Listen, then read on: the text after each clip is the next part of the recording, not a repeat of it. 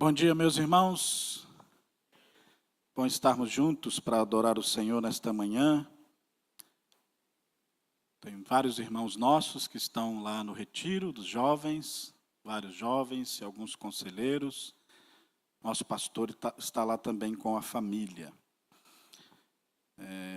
Hoje de manhã queremos ter a oportunidade de fazer um resumo para vocês do Antigo Testamento. Panorama, podemos dizer assim,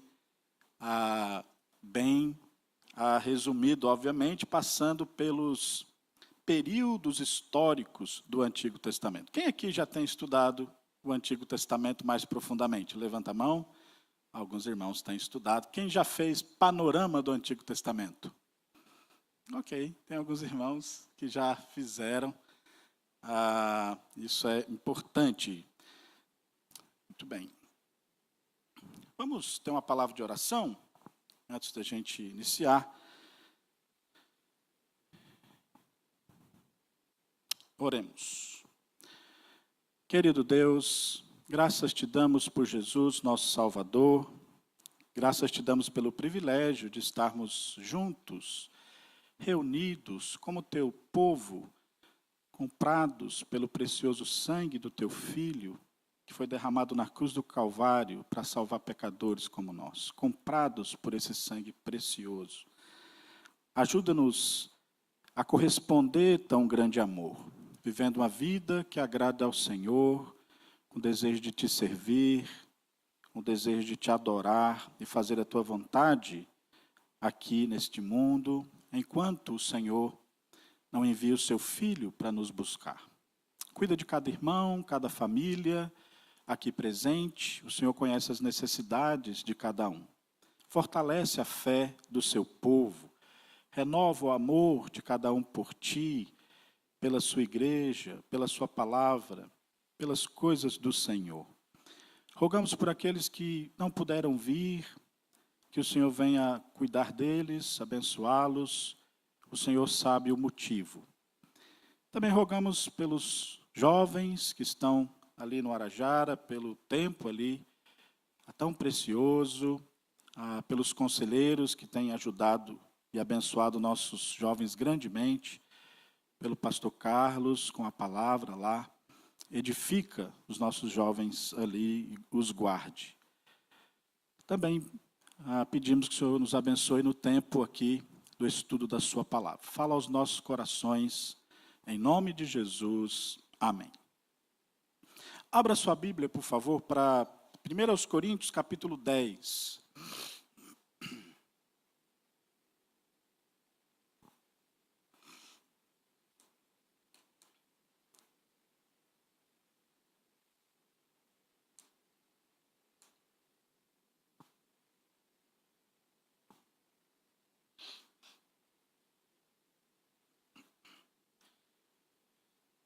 Primeiros Coríntios, capítulo 10, vamos ler dos versos 1 ao 13.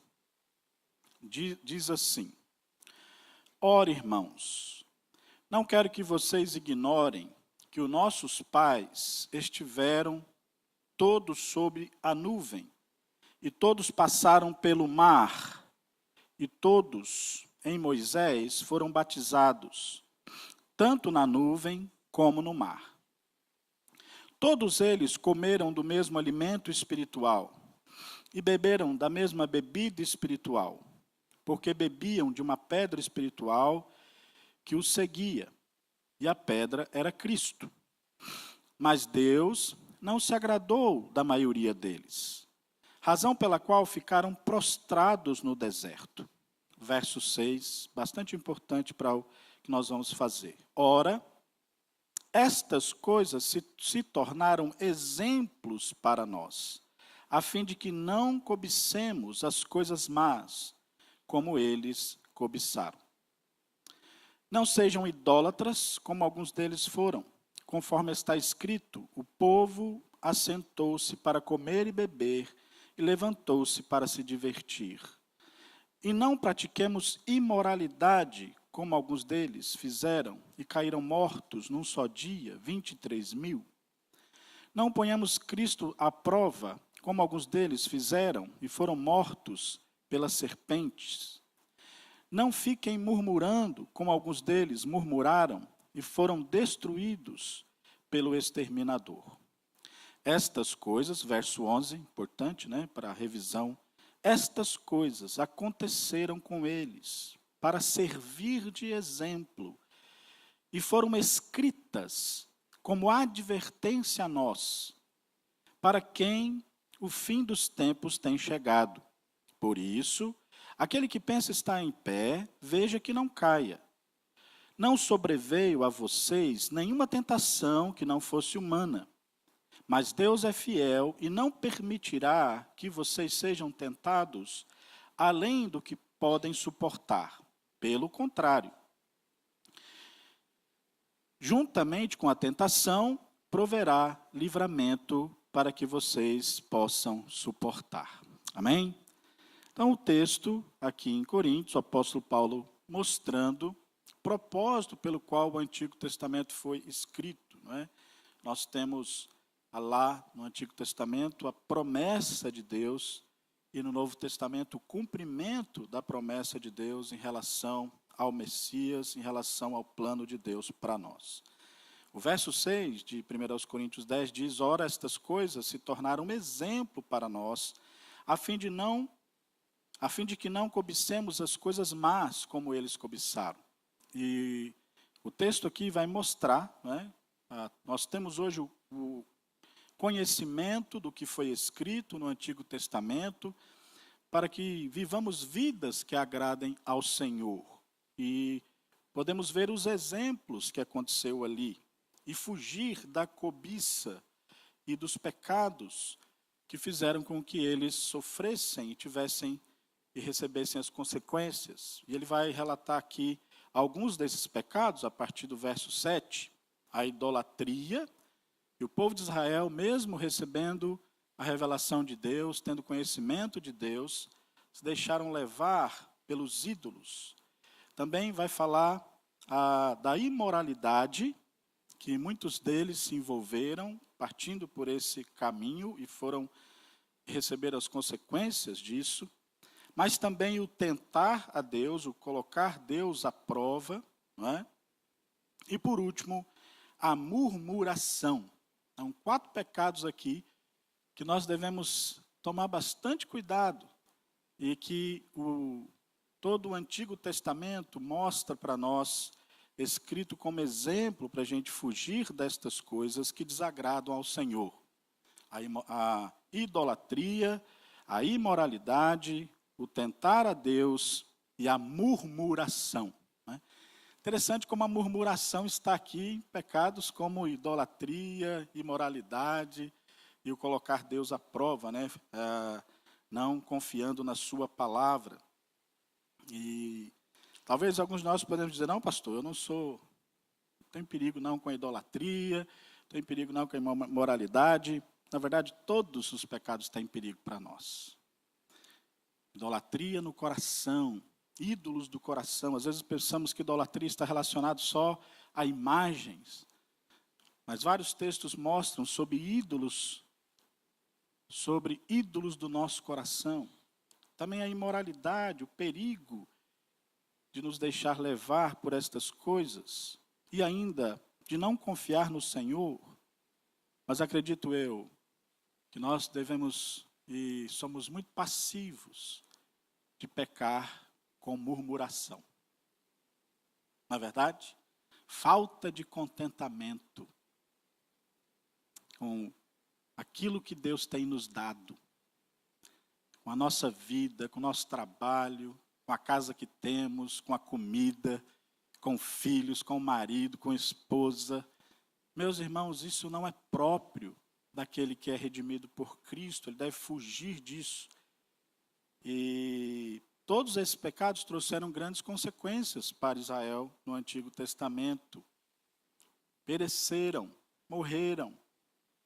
Com relação à murmuração, o texto diz: foram destruídos pelo exterminador. Quantas pessoas não têm sofrido tantas consequências por conta de pecados que a gente acha que não tem nenhum problema?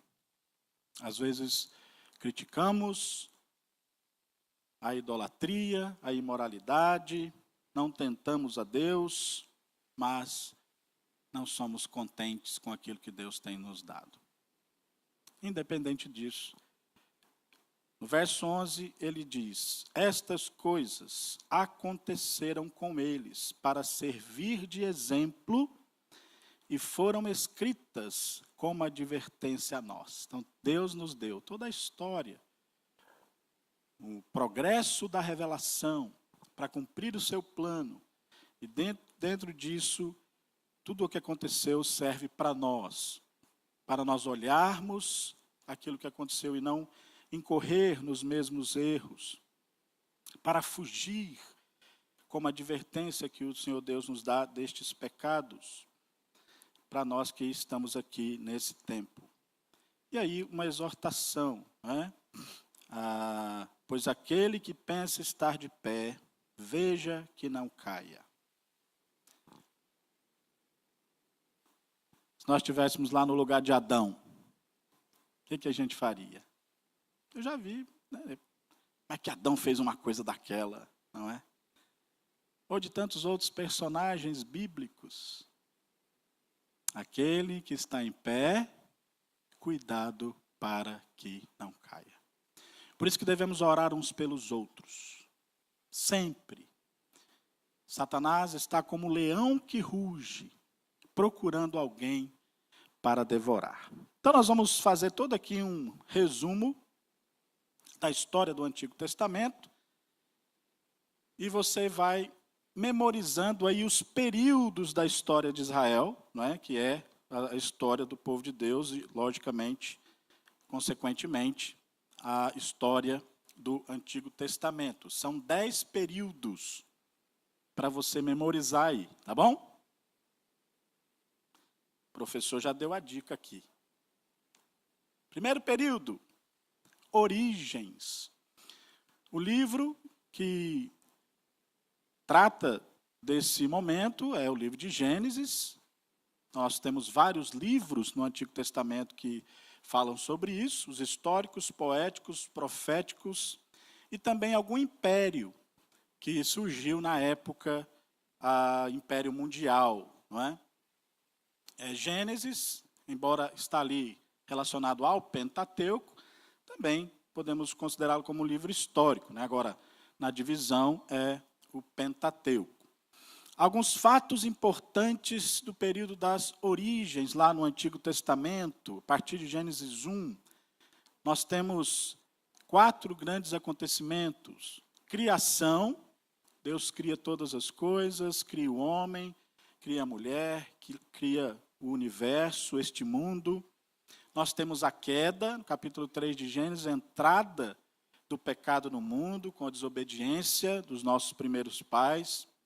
Depois nós temos dilúvio, né, ali com Noé, e primeiras punição geral e restauração.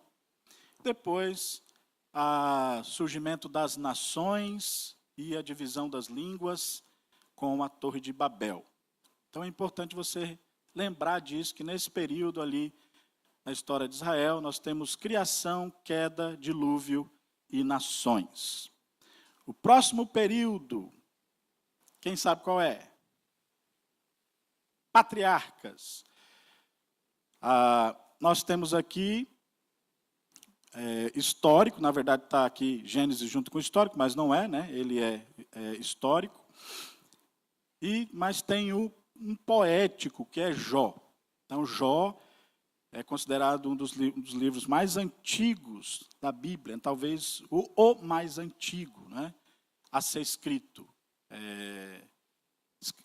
Mais antigo do que Gênesis, né?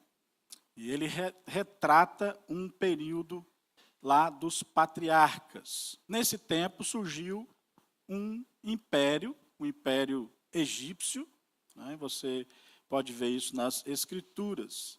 E alguns fatos importantes aqui. Abraão, Isaac e Jacó como patriarcas, também Esaú. Por volta aí do ano de 1847 a.C., isso aqui já passou muito tempo ali, né? Antes desse período. Nós temos José como patriarca também, toda a história dele libertando, levando o povo, fazendo a preservação do povo no Egito. 72 pessoas familiares de José vão para o Egito por causa da fome. Toda a história da família de José, ali muito interessante, a história de Jacó, de Esaú. 400 anos de escravidão no Egito e depois saíram de lá mais ou menos 2.500.000 pessoas. Né? É um grupo muito grande de pessoas, por isso assustou ali a Faraó, também, depois desse período de 400 anos, o povo de Israel, que foi para lá para ser protegido num lugar especial, não é? Por causa de José, que Deus havia levantado ele como segundo no Império Egípcio, para preservar os povos e o seu povo. Depois desse tempo de 400 anos, a nação cresce muito e um outro faraó se levanta e eles então são escravizados por muitos anos ali. E depois de tudo isso, essa grande quantidade de pessoas. Depois do período dos patriarcas, então, origens, patriarcas, aí nós temos o período do Êxodo, né? Saída do povo lá do Egito. Então, a história aqui, os relatos estão nos livros históricos. Nós temos Êxodo, Levítico, Números e Deuteronômio, históricos também relacionados ao Pentateuco aqui, tá bom? Fatos importantes, Moisés, a vida dele foi dividida em 3 grandes períodos, que ajuda você a memorizar alguns aspectos principais, ajuda você a saber qual é o período que aquele livro da Bíblia está falando e colocar os personagens no lugar certo, né? Então, por isso que é importante estudar desta forma. Então, Moisés, 40 anos no Egito, 40 anos no deserto e 40 anos como líder de Deus para libertar o povo. 40 anos ali, no maior império da sua época, criado como filho da filha de Faraó. Depois ele sai, Deus o prepara no deserto, é lá no deserto de Midian que ele é preparado por Deus, Deus o chama, e depois ele tem o último período da sua vida de 40 anos, libertando o povo e cuidando das coisas para o Senhor. Uma história tremenda do líder que o Senhor levantou ali para tirar o seu povo. Nós temos um embate de Moisés e Faraó, as 10 pragas ali do Egito. Cada praga foi um julgamento de Deus a uma divindade egípcia. Então é importante que você entenda como Deus está, na verdade, julgando o império egípcio na sua idolatria, no seu pecado. E usa Israel para isso. Deus elege o povo de Israel, mas também usa Israel muitas vezes para fazer juízo sobre a terra, o seu povo. E aqui especificamente, Deus libertando o povo, ele zomba, ele ri, né, de Faraó, que primeiro endurece o seu coração e depois Deus endurece o coração dele, ou seja, Deus endurece um coração já endurecido que não quer obedecê-lo. E cada praga é um juízo de Deus contra a idolatria, contra o pecado idólatra dos egípcios. E aí Deus institui a Páscoa, que é a saída do Egito, ali na última praga. Tinham que matar um cordeiro, colocar o sangue nos umbrais da porta, e Deus iria livrar aqueles que fizessem isso do povo de Israel. Mas todo primogênito foi morto, tanto dos egípcios até dos animais, né? Mas o povo de Israel foi preservado, e ali representando Jesus, apontando para Jesus, o Cordeiro de Deus que tira o pecado do mundo, cujo sangue derramado nos livra da morte eterna. O ano, por volta de 1447 a.C., saída do Egito, nós temos a travessia do Mar Vermelho, algo tremendo, e Deus faz com que o povo passe a seco no mar, naquela parte do Mar Vermelho, em direção à terra prometida. E Deus usa ali meios maravilhosos, sobrenaturais, e o povo confiando no Senhor, nas suas maravilhas. E nós temos o exército do Egito, ainda com coração duro, sucumbindo, morrendo ali nas águas do Mar Vermelho quando elas voltam. Então a nação do Egito ficou completamente destruída como império, que era o maior império daquele período. Ali nós temos o povo de Israel, depois de atravessar o Mar Vermelho, vendo as maravilhas do Senhor. Lá em Êxodo 15 fala que eles caminharam 3 dias, depois de atravessar o mar, indo em direção ao deserto, e eles queriam água, começaram a murmurar por água. De repente eles viram um grande lago, e eles correram para esse lago, e quando eles foram beber as águas, o que aconteceu? Eram amargas. Imagina ali a sede, saindo de toda a vida que eles conheciam, e agora indo para o deserto, e vão beber aquela água, e a água amarga.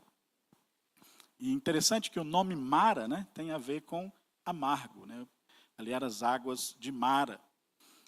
E o texto diz que o povo murmurou contra Deus. Mas Moisés, ao invés de murmurar, o que ele fez? Ele buscou ao Senhor, ele orou ao Senhor. E Deus então falou para ele pegar um pedaço de madeira, ele lançou aquela madeira nas águas e elas foram purificadas. E eles puderam beber a água. E ali Deus fez com eles alianças, interessante, meus irmãos, porque Deus é no deserto que Ele prova o nosso coração. Quando não tem mais nada para a gente se apegar. Eles não tinham nem mato, para eles se apegarem. E é na dificuldade que Deus observa como é que está o nosso coração.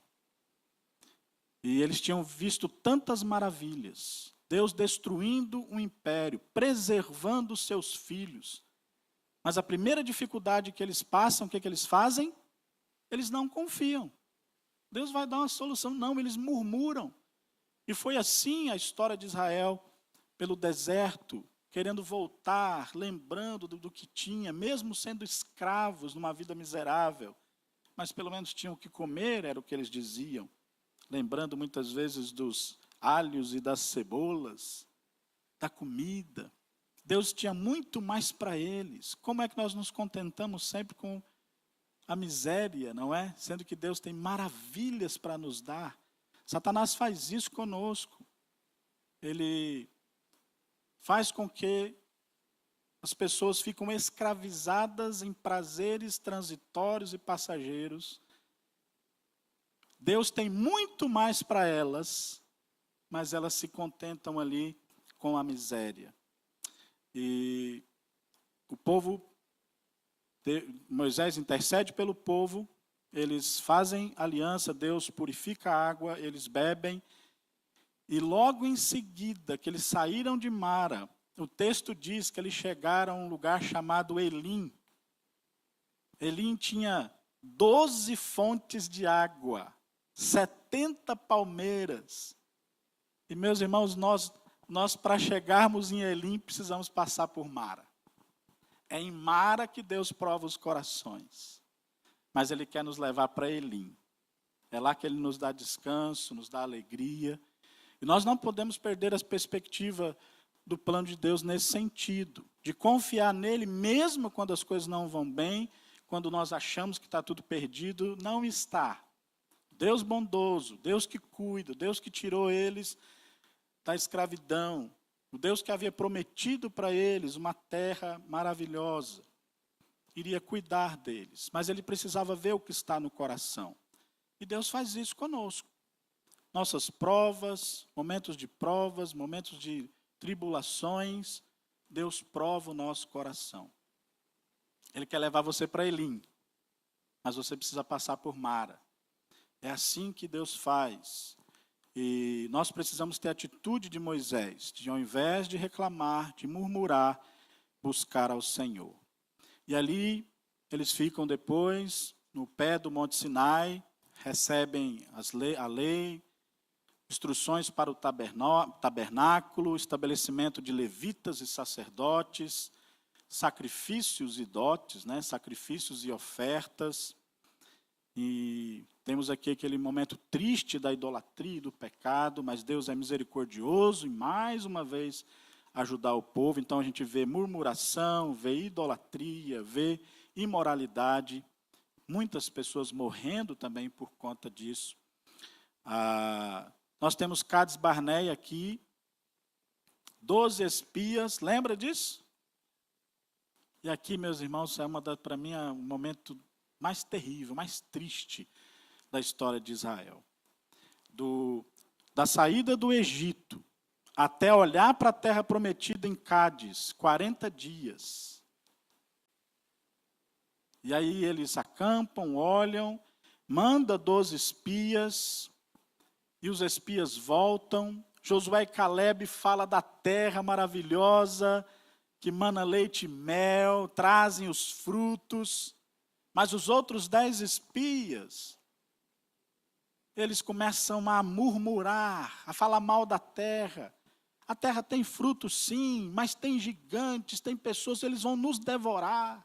Nós seremos como gafanhotos diante deles. E Josué e Caleb, não, Deus nos deu oportunidade, nós temos condições e capacidade para poder enfrentá-los. E Deus ali olhando o coração do povo. E por conta daqueles homens, o coração do povo esmoreceu, e eles começaram a murmurar, porque ficaram com medo.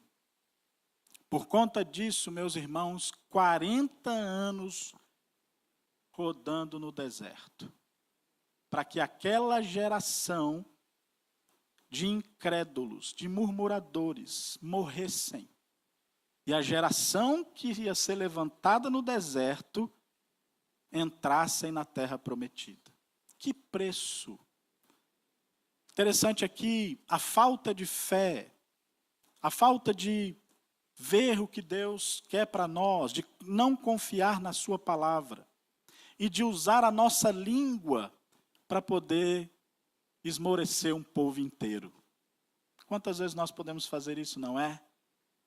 Ao invés de, claro, com sabedoria, mas ali olhando os fatos, olhando quem Deus era, ter a atitude de Josué e Caleb, mas não foram o que eles fizeram.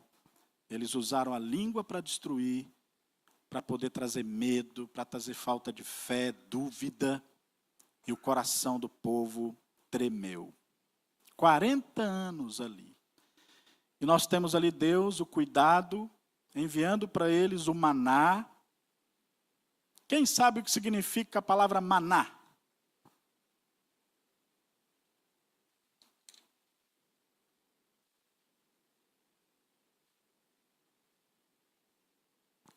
Ninguém sabe o que significa a palavra maná? O que era o maná? Provisão, né? Era quando eles levantavam de manhã, tinha lá como um orvalho, é como se fosse uma farinhazinha, e eles recolhiam aquela farinha e faziam os pães. Tinha gosto de pão de mel, né? E era uma provisão para cada dia. Eles não podiam guardar. Era para confiar no Senhor. Só que eles, rapaz, vai que Deus não me sustente depois. Vai que ele... Vou esconder aqui, apodrecia. Maná significa, o que é isso? Isso significa maná. O que é isso? O que é isso? É só isso. Maná é, o que é isso? Isso é a provisão de Deus, né? O pão de Deus. Depois a palavra ela teve outro significado, a ideia de pão, né? Pão do céu. Mas o termo significa o que é isso, né? No sentido de a surpresa deles em receber a provisão do Senhor. E Deus também mandou para eles codornizes, e eles podiam pegar aqueles animais e comerem carne, porque eles reclamaram, né? Estamos cansados desse pão vil. Já pensou? E não é só chegar e dizer assim, Senhor, nós estávamos com uma vontadezinha de comer um churrasco, uma carninha. Não, esse pão vil que Deus nos dá. É assim que vem a murmuração de um coração que não confia. Porque Deus fala para a gente levar até Ele as nossas necessidades, o que a gente gostaria. Mas não é isso aqui. Aqui era falta de contentamento mesmo. Era questionando o plano de Deus. E Deus fez com que eles comessem tanta carne, né, que muitos até passaram mal. Que coisa! E lá em Moabe, nós temos o período agora, já depois de tantos anos, eles chegaram, olharam ali de novo a terra, aquela geração havia morrido. Moisés, Josué e Calebe permaneceram.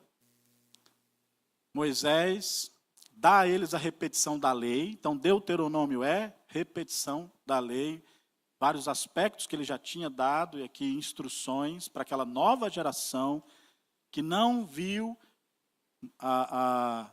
as coisas que Deus havia feito.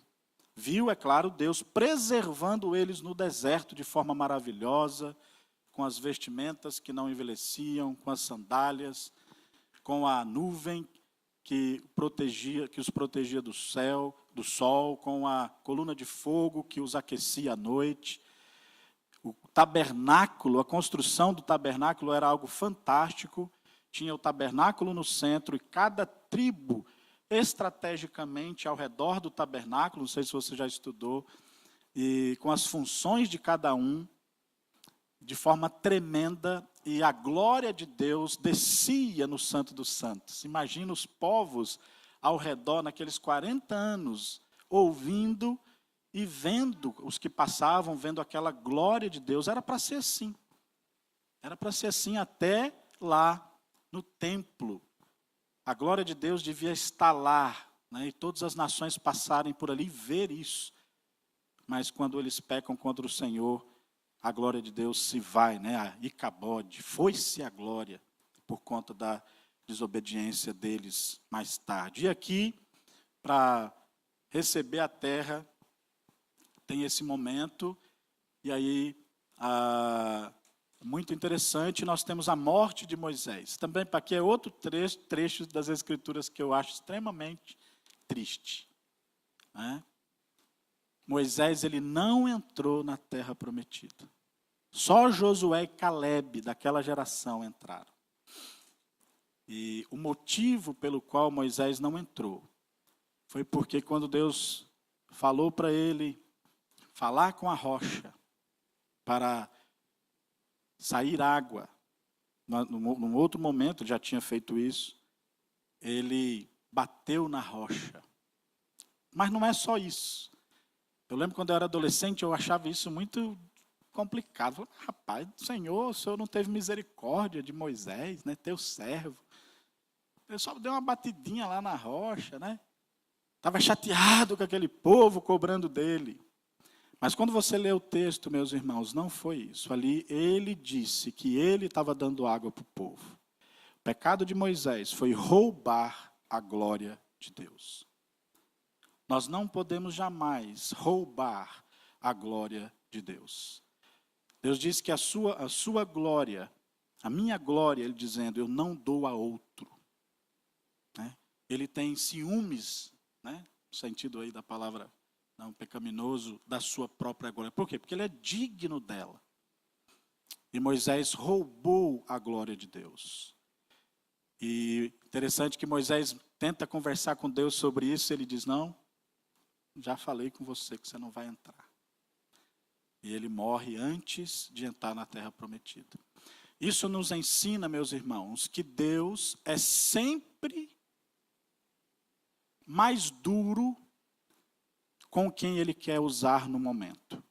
Deus é sempre mais duro e mais firme com quem Ele vai usar no momento. Ele exige de todos, mas Ele exige daqueles que estão na frente uma postura diferente. Nós devemos tomar muito cuidado para não roubar a glória de Deus. O ministério é um lugar que isso pode acontecer. Uma das minhas maiores preocupações como pastor, como alguém que sobe para o púlpito, exatamente é de roubar a glória de Deus. Quantos líderes, quantos pregadores têm falado para o povo que eles é que fazem as coisas, que dependem deles, né? Na verdade, nós apenas somos servos que conduzem, que ensinam. Juntos estamos caminhando com o Senhor. E nós devemos tomar cuidado, eu e você, quando ensinamos, quando estamos numa classe, quando nos enchemos de orgulho, porque somos eleitos, somos salvos, e muitas vezes, falando para alguém, podemos não dar a devida honra e glória ao Senhor. Longe de nós fazermos isso, né? Então vamos lá. Quais são os períodos até agora? Primeiro, origem. Segundo, patriarcas. Terceiro, e o quarto? Quem falou aí? Diga. Não? Conquista, né? Conquista da terra. Vocês falaram aí várias coisas relacionadas, mas o termo que nós usamos é conquista, né? Aqui o livro histórico, Josué, alguns fatos importantes. Josué, de escravo a general, recebe a liderança do povo de Israel. Você tem algo bastante simbólico ali, que é a travessia do rio Jordão, da mesma forma. Ficaram lá e Deus disse que era para eles marcharem. Quando eles pisam, o rio se abre, eles passam a seco também, confirmando a liderança de Moisés, atravessando o Jordão. Aí eles conquistam Jericó. Tem aqui algo tremendo, porque aquela cidade era simbólica com a sua fortificação, mas Deus entrega a cidade a eles de uma maneira sobrenatural. Nós temos Raabe, uma mulher envolvida com muitos pecados, não é? Prostituta, mas ela teme ao Senhor, ela é usada por Deus para ajudar a nação de Israel, e Deus a abençoa e salva toda a família dela. Salvou o pai, a avó, e o texto diz, toda a sua parentela. Né? E os seus bens, né? As suas coisas foram tiradas e foram levadas. Deus honrou aquela mulher.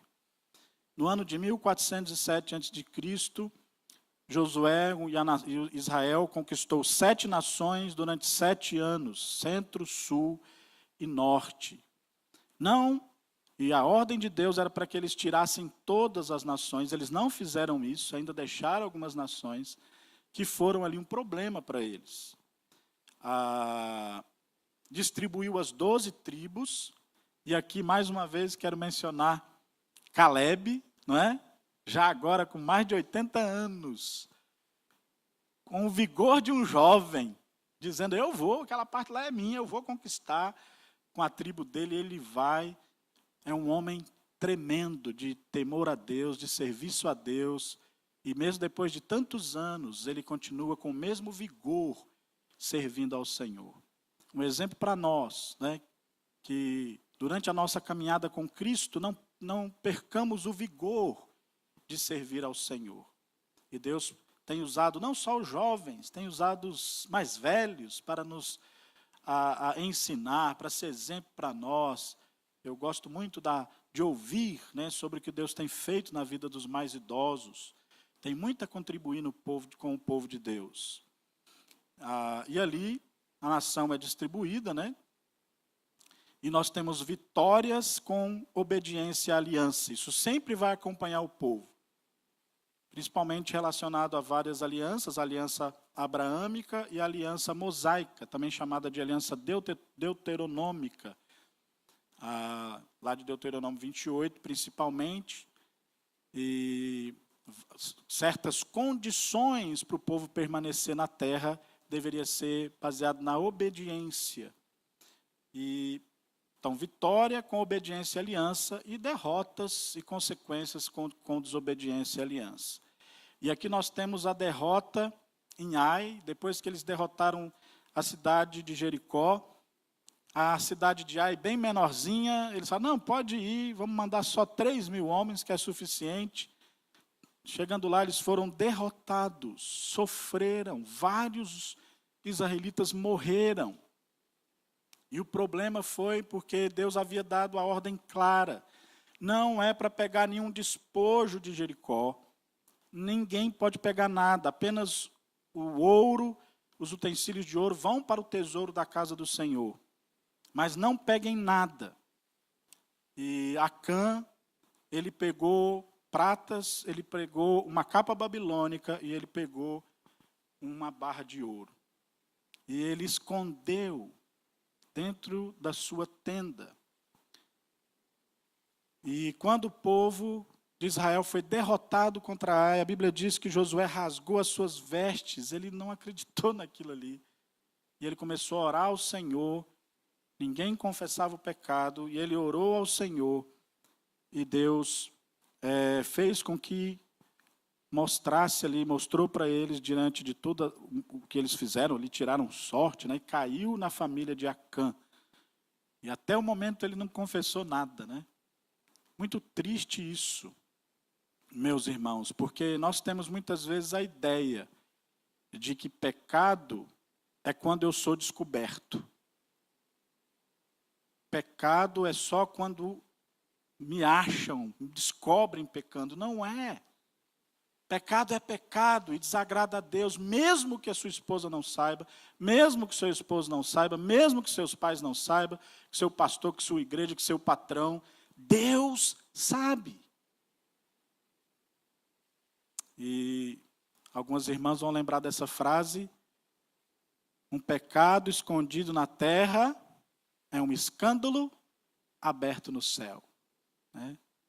Eu disse isso lá no retiro das senhoras, falando sobre Davi. Um pecado escondido na terra é um escândalo aberto no céu. Acã achou que estava tudo certinho ali. Mas o mundo espiritual estava sabendo. Os anjos sabiam, os demônios sabiam. E principalmente Deus, não é? Ele sabe. E no caso aqui, né, no mundo espiritual, mas eu estou me referindo ao céu mesmo. Deus sabe. Porque um pecado escondido na terra é um escândalo. E Deus vê, não adianta esconder pecados. E a Bíblia diz que toda a família de Acã, todos eles morreram aquele dia. Foram apedrejados e tudo que eram deles foram queimados. Porque um pecado no meio do arraial tinha consequências para o povo. Pecados nossos trazem consequência para a nossa família. Pecados nossos trazem consequências para a igreja, para o povo de Deus. E nós precisamos confessar nossos pecados. 1 João 9 diz que se nós confessarmos os nossos pecados, Ele é fiel e justo para nos perdoar os pecados e nos purificar de toda a injustiça. Provérbios 28, 13 diz: o que encobre as suas transgressões jamais prosperará, mas o que as confessa e deixa alcançará misericórdia. Nós devemos tomar bastante cuidado com isso. E depois nós temos a história dos Gebeonitas. Todo esse texto aqui em Josué de 7 a 9. Quem lembra da história dos Gebeonitas aqui? Lembra não? Passa desapercebido às vezes, né? Os Gebeonitas estavam ali na terra, eles ouviram falar de Israel, que tinham conquistado Jericó, e eles fizeram toda uma artimanha. É o Oscar go to para os Gebeonitas. Eles eram muito bons ali. fizeram roupas velhas, envelhecidas, pegaram pão embolorado, fizeram tudo para que os israelitas vissem que eles tinham feito uma longa viagem. E eles chegaram, olha, nós viemos distante, queremos seguir o Deus de Israel, temos ouvido sobre vocês, nós viemos de distante, queremos fazer aliança com vocês. Encheu o povo de alegria ali, né? Olha o nosso pão, eles usam, olha o pão. Quando a gente saiu de lá, o pão estava bom. Quando nós saímos de lá, nossas roupas eram novas, nossas sandálias.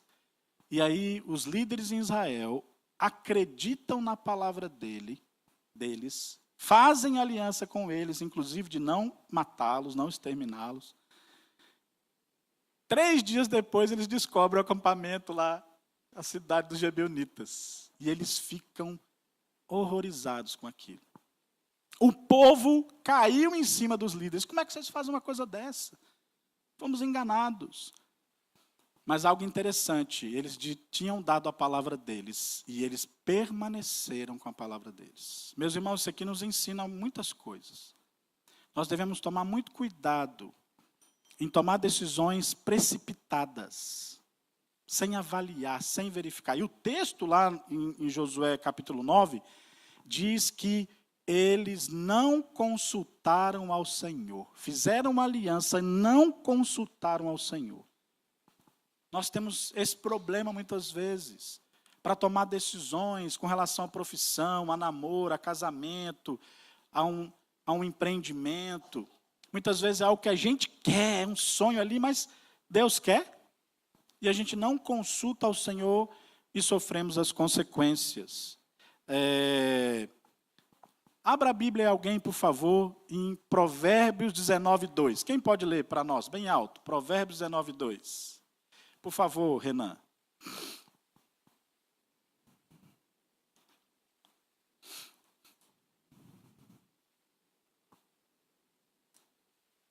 Isso. Provérbios. Provérbios 19:2.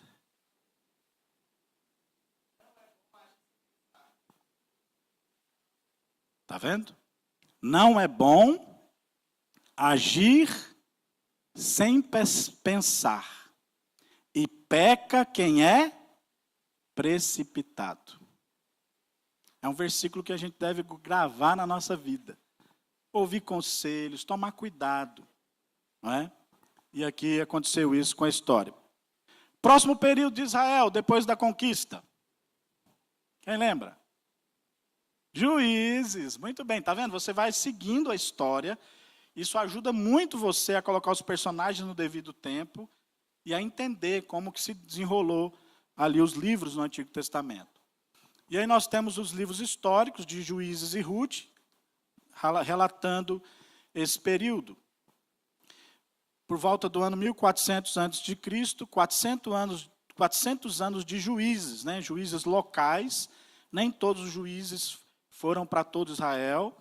7 ciclos de falha. Aqui é muito interessante, porque nos ensina um princípio sobre liderança. Moisés deixou o sucessor? Quem? Josué. Josué deixou um sucessor? Não.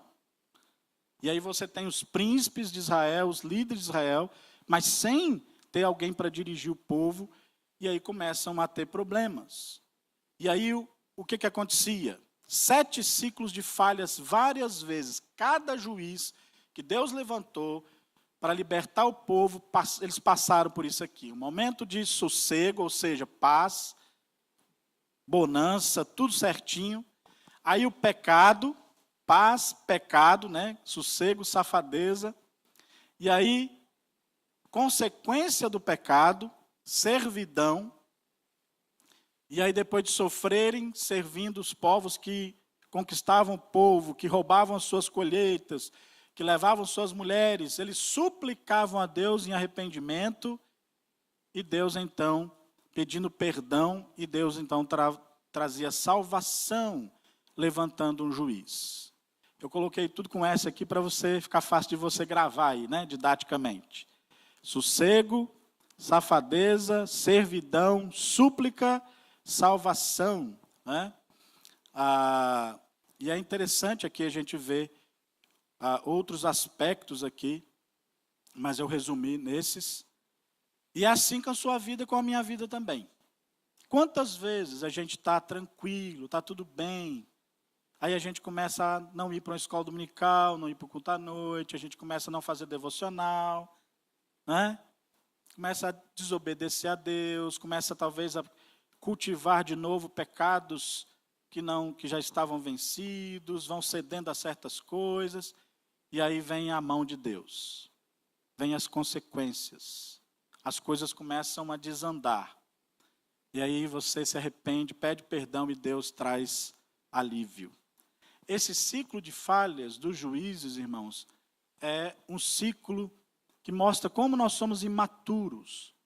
Então, o ideal é que a gente esteja crescendo, quebre esses ciclos, no sentido de obedecer mais a Deus, de voltar-se para Ele, não ficar em círculos de falha, mas sempre subindo para um relacionamento maior com Ele.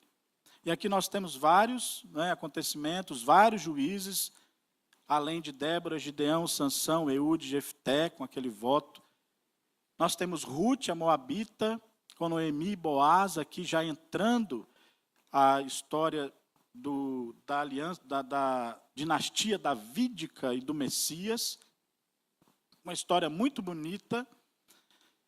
E aqui você tem derrotas com desobediência à aliança. Na verdade, o autor de Juízes, quem escreveu Juízes estava mostrando que era necessário um rei segundo o coração de Deus.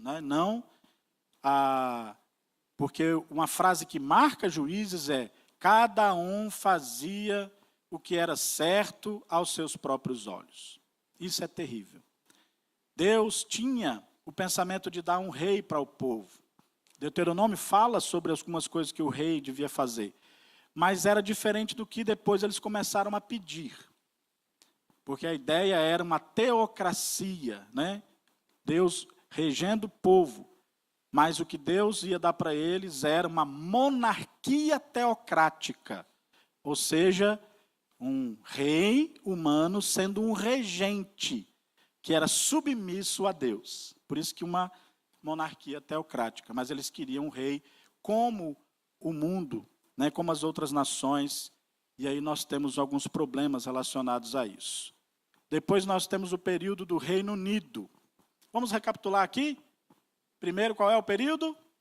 Origens, patriarcas, Êxodo, conquista, Juízes, Reino Unido. Ok? Livros históricos, 1º e 2º Samuel e Crônicas. Aqui nós temos os poéticos, Salmos, Provérbios, Eclesiastes e Cantares. Nesse período, há alguns fatos importantes por volta do ano 1050, para você entender bem essa questão de anos. Davi é por volta do ano 1000 antes de Cristo, 1000 e antes um pouco ali. Aí 1050, 3 reis em Israel. Saul, sem coração, porque desobedece a Deus, tem uma atitude terrível. Reinou 40 anos. Davi, um rei todo coração, embora com todos os seus pecados, Deus tratou com ele e ele aprendeu a buscar o Senhor, se arrependeu de muitas coisas erradas que fez, com uma adoração genuína, reinou 40 anos, e Salomão dividiu o coração 40 anos. Aqui a ideia é para você saber como era o coração deles, como eles reinaram.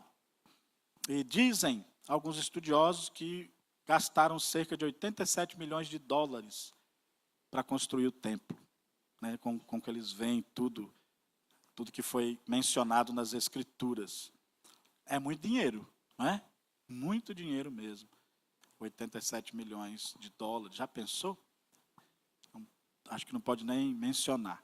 Então, o período do Reino Unido foi ali o estabelecimento da monarquia em Israel, todos aqueles momentos difíceis, até aí Salomão com o seu problema, primeiro servindo a Deus, buscando a Deus, e depois indo até a idolatria. Depois do Reino Unido, nós temos qual período? Reino dividido, exatamente. Livros históricos, Primeira Reis, Segunda Reis e Crônicas, proféticos aqui. Abacuque, Isaías, Jeremias, Joel, Miqueias, Sofonias, Lamentações, são profecias para Judá. Importante você entender isso. Profecias relacionadas ao reino do sul, Judá, que o reino foi dividido em reino do norte e reino do sul. Reino do norte, Israel, e reino do sul, Judá. Reino do norte, 10 tribos, e reino do sul, 2 tribos, né? Judá e Benjamim. Amós e Oséias, profecias para Israel. Obadias, profecias para Edom. Quem lembra quem é o povo dos edomitas? Eles descendem de quem? De Esaú, certo? E o apelido dele era Vermelho. Então, essa ideia de Edom que remonta a essa ideia do apelido que Esaú tinha. E Jonas e Naum para a Síria. Profecias para o império da época, que você vê um outro império surgindo. Por volta do ano 883, ali surge, um pouco antes disso, a Síria. A estratégia da Síria era espalhar as nações para governar. Então, era a estratégia. Você vê Deus por trás da história. E fatos importantes aqui, né? Lembra que Salomão, quando ele deixa o reino, ele deixa para Roboão. Roboão não ouviu o conselho dos anciãos, ouviu o conselho dos jovens e aumentou impostos, sendo que eles queriam que abaixasse o imposto, porque Salomão deu uma carga alta de impostos para construir o templo.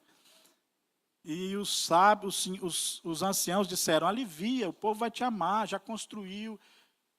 E os jovens dizem, pode aumentar. Esse povo está reclamando que o seu dedo mindinho seja mais pesado que a sua mão. Já pensou? Jovem, às vezes, tem uns negócios esquisitos, né? Você já foi jovem, não é? Mas Deus tem usado muitos jovens também. E aí, Jeroboão, que era o representante das 10 tribos, lidera as 10 tribos e o reino se divide. E aqui foi uma história triste para Israel. O reino foi dividido em reino do norte, em reino do sul. E aí você deve entender isso quando lê as Escrituras. Às vezes profecias para Judá e profecias para Israel. Muitas vezes também chamado de Efraim. Importante a gente entender isso. No reino do norte, Israel, 19 reis, nenhum rei foi bom, 8 dinastias diferentes, um matando o outro para poder se tornar rei. Já o reino do sul, 20 reis, 8 reis bons, temente ao Senhor, e uma só dinastia, dinastia davídica. E aí você tem a Síria, o império, que em 722 invade e espalha o reino do norte. Então eles invadiram o reino do norte, havia profecia sobre isso, e aí eles são levados cativos, são espalhados. E Judá permanece lá no reino do sul, em Jerusalém. Teve muita idolatria nesse período. Jeroboão estabeleceu lugares de adoração em Dan e Betel, para que o povo não fosse para Jerusalém adorar. Estabeleceu sacerdotes que não eram da tribo de Levi. Foi um pecado atrás do outro, coisas terríveis. E aí Deus pune Israel, enviando a Síria, e a nação é espalhada. E aqui você tem o surgimento dos samaritanos. Lá no Novo Testamento você vai ter os samaritanos. De onde eles surgem? Surge quando a Síria invade o reino do norte, leva cativos israelitas, deixa alguns e traz outros povos conquistados e bota ali. Então, houve uma miscigenação dos judeus. E a Samaria se tornou a capital do reino do norte, nesse período. Primeiro eles tiveram uma capital chamada Tirza, e depois eles tiveram uma capital que foi Samaria. Né?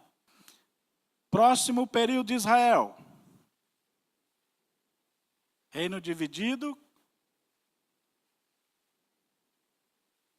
que é o exílio. Reino cativo, pode chamar exílio também, viu?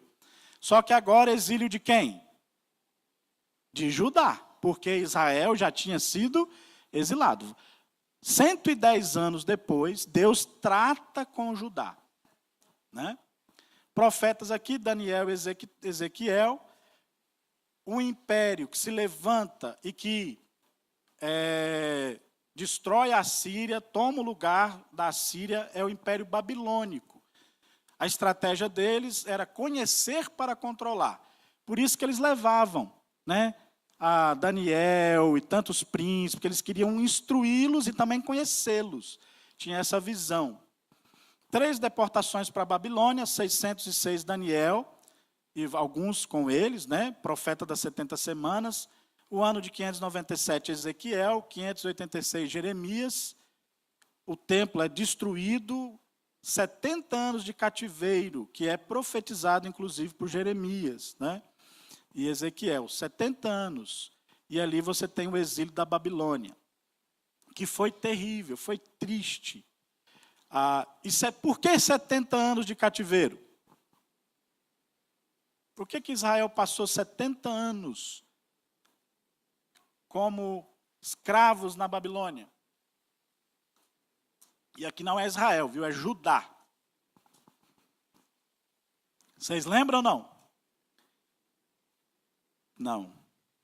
Vários pecados haviam acontecido de idolatria, mas tem um pecado específico, que era o descanso sabático da terra. Você tinha... Exato. Jeremias fala claramente. Deus vai cobrar os anos. Então, a terra, eles ficaram sem observar os anos sabáticos de descanso da terra por 490 anos. Qual é a conta? 70 anos. Então, Deus cobra deles, porque Israel deveria plantar 6 anos, e o 7º ano a terra deveria descansar. Isso existe na agricultura, viu? Você divide a terra e você planta, deixa uma parte descansando e a outra você produz. Aí você vai fazendo um rodízio. Isso existe até hoje. É claro que hoje tem outros insumos, tudo mais, mas você tem esse princípio. E o pessoal diz que a Bíblia não fala sobre ecologia, isso é um princípio lá da lei, né, de cuidar daquilo que Deus deu para o povo. Então, eles desobedeceram, queriam mais, queriam sempre mais. E Deus aqui deixa a terra descansar por 70 anos. No final de 70 anos, eles são libertos. E aí, qual é o próximo período?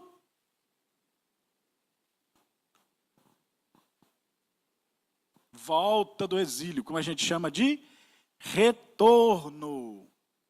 Então, livros históricos aqui, Esdras, Neemias e Esther. Então, quer saber sobre os livros que falam deles retornando para Israel, para a terra, depois do cativeiro babilônico? Os livros de Esdras, Neemias e Esther. Os livros proféticos desse período, Ageu, Zacarias e Malaquias. Aqui o templo foi destruído, lembra? Pelos babilônicos, completamente destruídos. E Deus, por volta do ano 539, o império aqui é o Império Medo-Persa. Então você tem o Egito, depois a Síria, babilônicos e agora os medos e persas que haviam juntado. A estratégia deles, beneficiar para controlar. Deus na história, meus irmãos. É Deus que levanta reis, estabelece reis, Ele que conduz tudo. E aqui você tem 3 retornos principais autorizados pelo rei Ciro. E a Bíblia cita o nome dele. Fala, o rei Ciro fará segundo o meu coração. E ele vai libertar o meu povo. E dá o decreto, Ciro assina um decreto para que eles comecem a voltar. E depois outros reis continuam fazendo isso. 537, Zorobabel retorna para construir o templo. 457, Esdras retorna para construir a vida espiritual do povo. 445, antes de Cristo, Neemias retorna para construir o que mesmo? Os muros. No ano de 516, foi reconstrução do templo, levou cerca de 20 a 21 anos. 445, a reconstrução do muro, 52 dias, muito interessante. E aí você tem renovação da aliança. Esther é constituída rainha lá no reino de Artaxerxes, em comemoração ao Deus, usando ela para libertar o povo. Surge a festa do Purim, que é comemorada pelos judeus até hoje, em 13 de dezembro. Não, então, a festa do Purim não está lá na lei, mas está no livro de Esther. Né? E existe uma outra festa que os judeus, que Jesus comemora, chamada Festa da Dedicação, que a gente não vê em livro nenhum do Antigo Testamento. Quem sabe onde surgiu? Eu vou falar já, aonde surgiu essa festa. Depois do retorno, nós temos o quê? Que período? Silêncio. Muito bem. Então vamos lá? Todos os períodos. Origens, patriarcas, Êxodo, conquista, Juízes, Reino Unido, Reino dividido, Reino cativo, retorno. E agora, o último período da história de Israel, silêncio. Se você souber isso aqui, você vai estar expert em Antigo Testamento, e é claro, preenchendo as lacunas, lendo os livros. Isso vai te ajudar muito a organizar o seu estudo. Até para pregar, para dar estudo, para não colocar um personagem no lugar errado, né? Às vezes acontece isso. Mas isso aqui, saber onde que os livros, período que os livros foram escritos, para quem, né? E no período do silêncio, você não tem ali nenhum livro escrito. Silêncio por causa de quê? Silêncio profético. No sentido de que Deus não levantou nenhum profeta para registrar, para escrever, né, trazer alguma revelação que fosse escrita. Deus não levanta profetas nesse período. Mas isso significa que Deus não falou ao povo, não atuou no povo? Não, Deus atuou com o povo. Né? Não falou através de profetas nesse sentido. E aqui nós temos um novo império, império grego, estratégia instruir para controlar. Silêncio profético, 400 anos, e aqui nós temos a revolta dos Macabeus, que é uma outra aula muito rica, para você poder entender um monte de acontecimento ali do Novo Testamento. Então, essa que eu mencionei é um deles. A festa da dedicação. Então, o que aconteceu? O Império Grego, Alexandre o Grande, 12 anos de império só. Né? Começou cedo, e aí conquistou tudo que tinha para conquistar, e aí ele morre, não deixa herdeiro, o seu império é dividido por 4 generais. Né? Cassandro, Lisímaco, Ptolomeu e Seleuco. Quem vai colocar nome no filho aí, ó, tá aí a sugestão para você, né? Lisímaco, meu filho, né?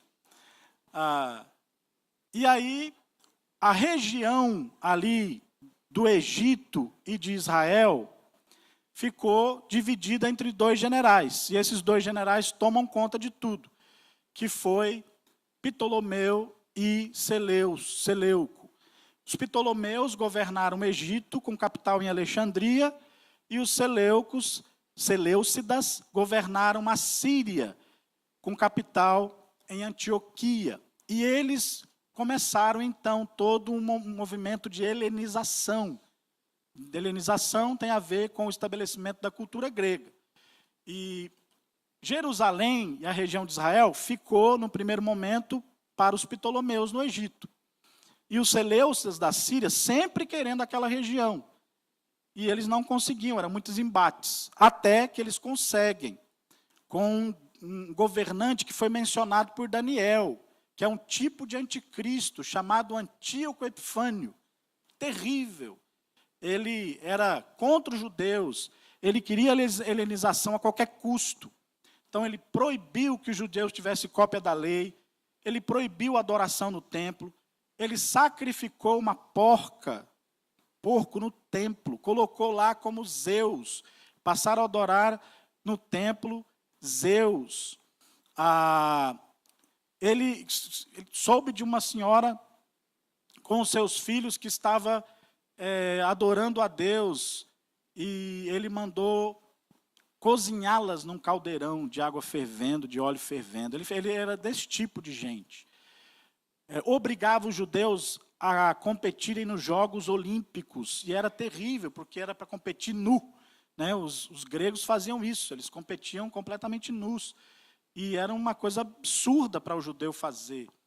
E foram várias coisas assim, matando, forçando eles a abandonarem a Deus e não permitindo. Inclusive estabeleceu sacerdotes lá agora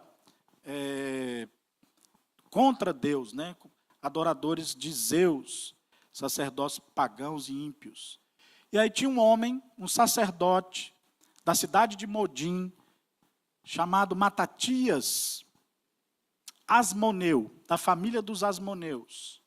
E esse sacerdote, ele estava em Modim, e de repente Antíoco Epifânio mandou os soldados fazer com que eles fizessem sacrifício a Zeus. E ele disse: eu não vou fazer, eu me recuso a fazer, eu sou sacerdote do Deus Altíssimo.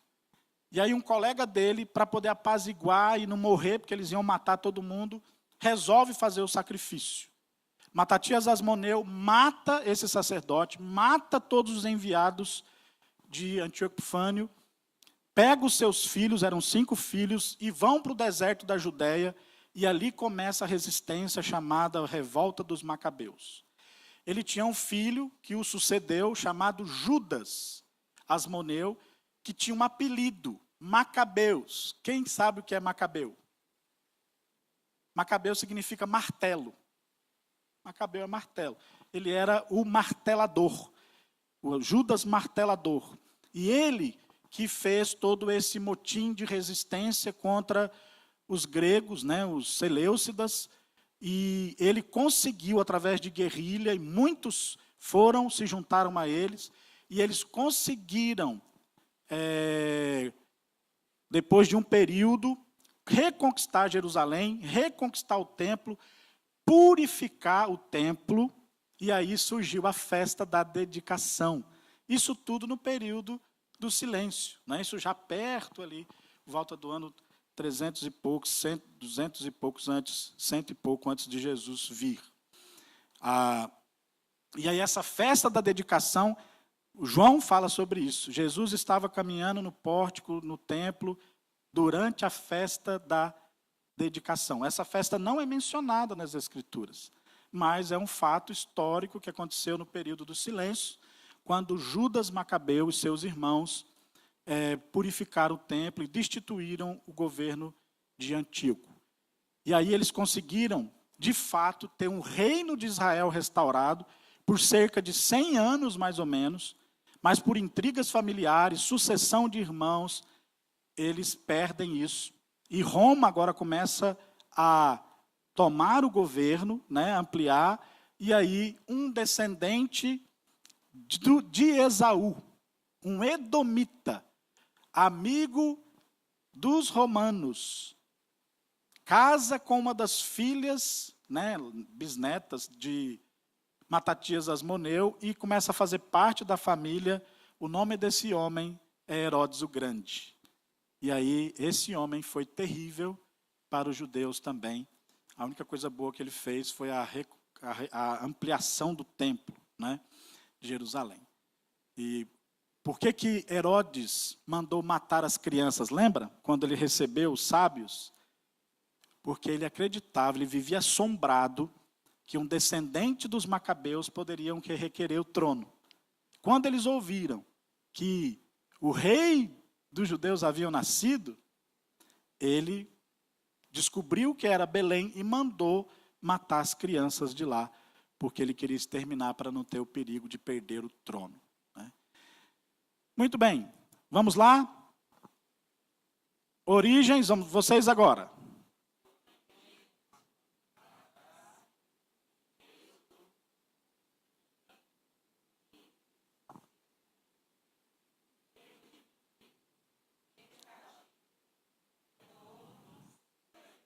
Muito bem. Quem quer falar? Levanta aí. Levanta e fala. Vou pedir aqui para o Diego me ajudar com o microfone. Vamos lá. Quem vai? Ninguém vai? Não pode olhar, hein?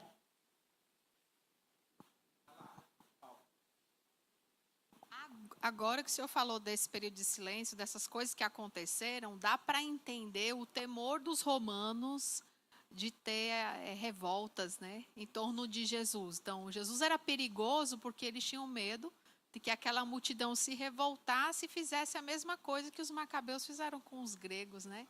Porque eu tinha essa dificuldade de entender, tá, mas como é que Roma veio parar? Porque os judeus retornam. Quando foi que eles perderam para os romanos? Da onde os romanos surgiram, né? Eu tinha essa dúvida. Foi interessante.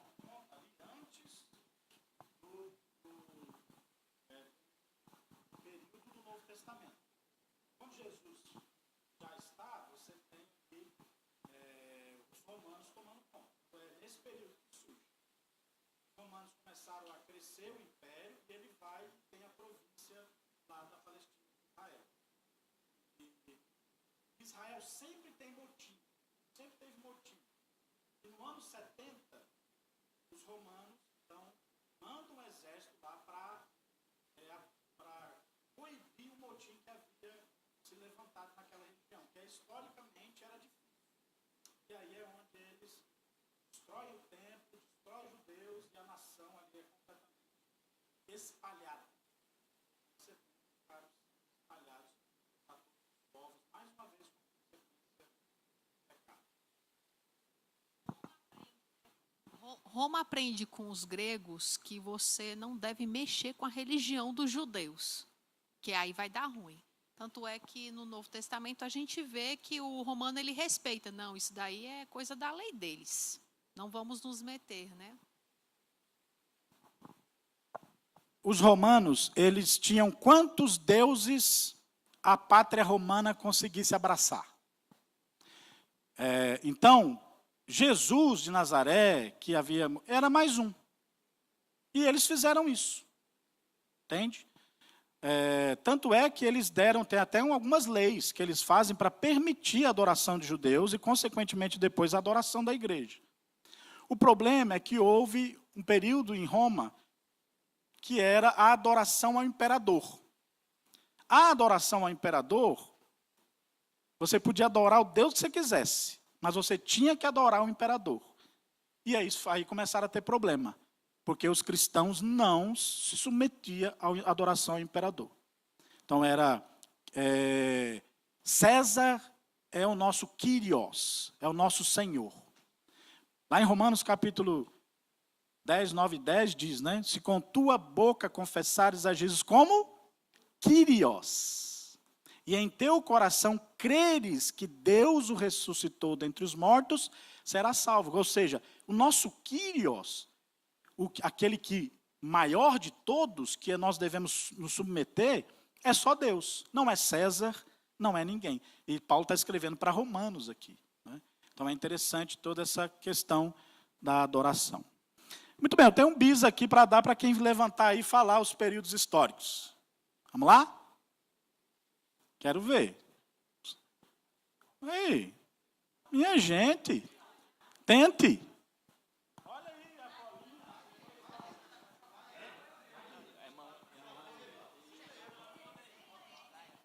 Sem ler, claro, sem ler. Não, tem que ler. Origem, patriarca, conquista, juízes, reino unido, reino dividido, reino cativo, retorno e silêncio. Pois vão, quem copiou, como eu, para estar reclamando.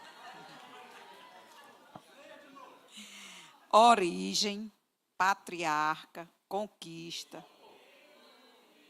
juízes.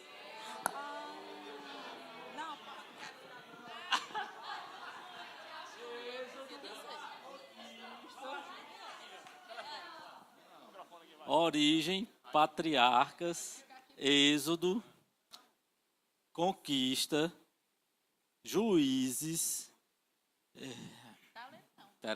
reino unido, reino dividido, reino cativo, retorno e silêncio. pesca aí, viu? Valeu.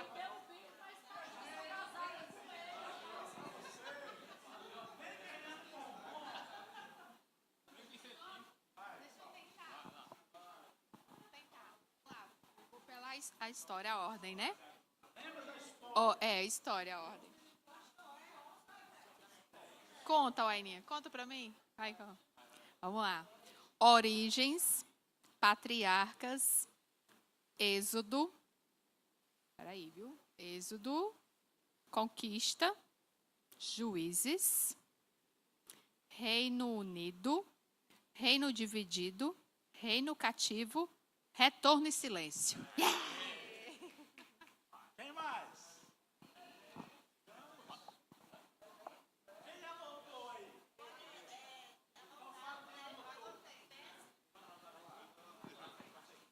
Pescar deve ser. É origem, patriarca, êxodo, conquista, juízes, Reino Unido, reino dividido, reino cativo, retorno e silêncio.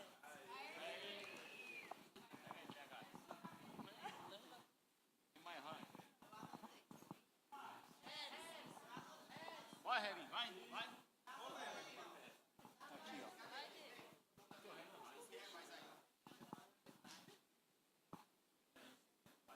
Origens. Por que eu não posso errar? Feito é só Jesus. Origens, patriarcas, êxodo, conquistas, juízes, Reino Unido, reino dividido, reino cativo, retorno e silêncio.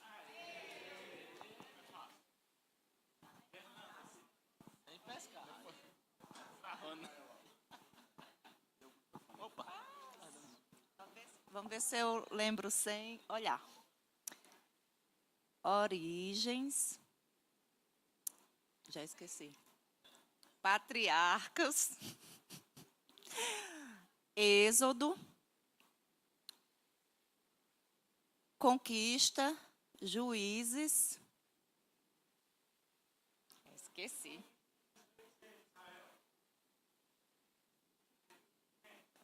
Reino Unido, reino dividido, como é? Cativo, né? Cativos, retorno e o silêncio. Depois que eu fui mãe, eu fiquei sem memória. A bichinha anotou, foi muito, pastor. Já acabei de entregar. Pensei o mesmo que você. Oremos. Origens, Êxodo, origens, patriarcas, Êxodo, juízes, conquista, juízes, Reino Unido, reino dividido, reino cativo, retorno e silêncio. Eita glória, menino! E aí, meus irmãos, mais alguém? Quer falar? Diego, quer falar? Muito bem. Tem alguma pergunta ou observação que alguém gostaria de fazer sobre a aula? Sim, Júnior.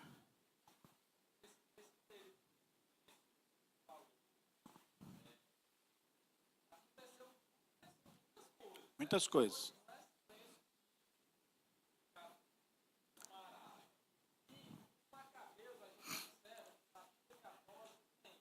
Exato.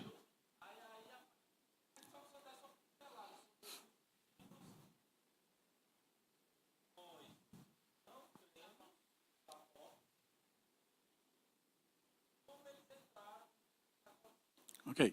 Então, nós temos livros chamados apócrifos e livros chamados pseudepígrafos. Os apócrifos eram livros históricos, de uma certa importância, mas não considerado canônico pelos judeus. Os pseudepígrafos eram considerados falsos mesmo. E são muitos livros, tanto do período do silêncio, como depois no período do Novo Testamento, no primeiro século. E alguns desses livros têm histórias muito boas, muito importantes, inclusive para fonte, como quando a gente estuda o período dos silêncios, Macabeus serve de fonte. Aí, num certo período, os católicos acrescentam 7 livros desses ao cânon, entende? E eles consideram como também livros importantes para a igreja. Nós não consideramos, por quê? Nem a comunidade judaica, primeiramente, considerou, e nem a igreja primitiva. Entendeu? Pronto, tem. A Septuaginta tinha alguns desses livros. Então, o que é Septuaginta? Muito, muito importante. Quem sabe o que é Septuaginta? Diga. É o Antigo Testamento traduzido para o grego. Isso aconteceu no período do silêncio. Aconteceu com um Ptolomeu dos egípcios, que era pró-judeus, que ele tinha, inclusive, lá a biblioteca de Alexandria, e ele era muito interessado na história de Israel, e ele queria ler em grego. O nome dele era Ptolomeu Filadelfo. E ele, então, financia a tradução chamada dos 70. Por isso que é Septuaginta, LXX. Então, LXX, Septuaginta, ou tradução dos 70, equivale a essa tradução. E aí tinha alguns livros também que faziam parte. E os católicos pegam isso na Vulgata depois e colocam. Tem alguns detalhes, mas é basicamente isso. Okay? Muito rico o período do período do silêncio, para a gente entender, principalmente, o Novo Testamento. Tá bom? A Septuaginta ela é citada no Novo Testamento. Né? Não os livros apócrifos. Você não tem nenhum livro apócrifo sendo citado. Só os livros que os judeus consideravam como canônicos. Então, nós rejeitamos os livros que a comunidade judaica não aceitou. E quando você vai ler esses livros, você percebe que eles não são, que eles têm problema. Por exemplo, Macabeus, ele escreve, no final ele diz, espero que eu agradei vocês na história que eu contei sobre o povo, espero que... Ele fala assim, absurdamente. Não é? E outros livros, como Tobias e outros, têm erros históricos, erros falando de reis, tem teologia falsa que não está nos outros livros, por exemplo. Tem um livro lá que diz que o dar esmola cobre multidão de pecados. Então, você entende porque católicos fazem certas coisas, mas não estão no ensino do Senhor. Estão apenas em livros que podem nos ajudar como referencial histórico, mas não como canônico.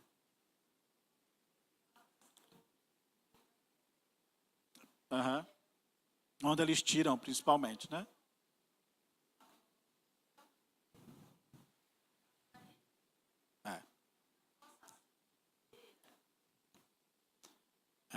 Não. Isso. Tem alguns critérios para canonização. Nós temos evidências internas, evidências externas e a autoridade que a comunidade cristã ou comunidade do Antigo Testamento, né, do povo de Deus, entendia que aquele livro vinha de Deus. Então, isso é muito importante. No Antigo Testamento, foi muito tranquilo isso, né, para nós. E no Novo Testamento, os apóstolos, principalmente, trazendo reconhecimento. Muito bem. Espero que você tenha gostado aí de saber mais sobre o Antigo Testamento. E agora é só estudar, não é? Vamos ficar em pé. Vamos encerrar a nossa aula orando ao Senhor. Hoje à noite... Nosso culto às 18 horas, Pastor Carlos estará aqui conosco. Vamos orar. Querido Deus, muito obrigado pelo tempo precioso, junto com os irmãos, de estudo da palavra, vendo a riqueza do Antigo Testamento que o Senhor deixou para nós. Ajuda-nos a ver os exemplos que o Senhor tem ali para nós e obedecer ao Senhor, não incorrer nos mesmos erros. Tomar cuidado para que não caiamos, fugir de toda a idolatria, de toda a imoralidade, de tentar ao Senhor não confiando na sua palavra, e também nos livre da murmuração, que foram pecados marcantes que acompanharam os israelitas e trouxeram grandes consequências para eles. Ajuda-nos como igreja a fugir desses pecados e te honrar. Nos dê conhecimento da tua palavra, porque o Senhor diz para nós que nós erramos por não conhecer a tua palavra, não conhecer as Escrituras. Por isso nós queremos entender o que o Senhor deixou para nós, para te obedecer e como igreja fazer a tua vontade. Cuida de cada irmão aqui, abençoe a cada um, nos dê uma boa tarde e um retorno à noite para te adorarmos juntos. Em nome de Jesus, amém.